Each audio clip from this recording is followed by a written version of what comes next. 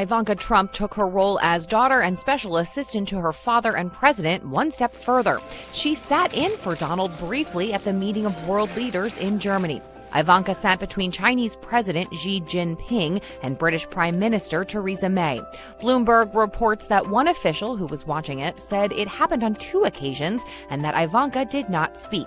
Ivanka Trump serves in an unpaid but official role in her father's White House.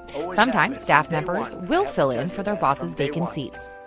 I think we need to be realistic about what happened. You had 2 men walk into the room. You had 2 men who knew the exact same thing, which is Russia did meddle in the elections.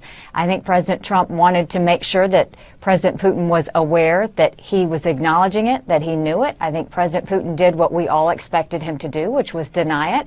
And I think that is what it is.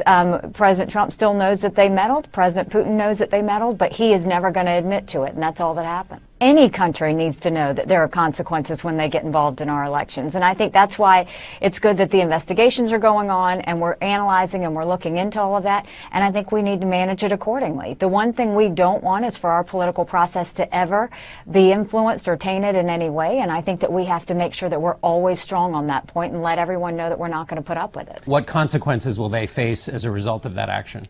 I think you're going to have to ask the president. I think that's one of the things is first is confronting them, letting them know that we know this happened, letting them know it can't happen again. I know that they had quite a bit of cyber conversation in terms of cyber meddling or cyber abuse during not just political situations, but also from a security situation. And they talked quite a bit on the cyber attack risk. And so I think we'll see what happens there. You know, keep in mind, yesterday's meeting was all about talk, but at the end of the day, this is all going to be about actions. We now have to see where we go from there.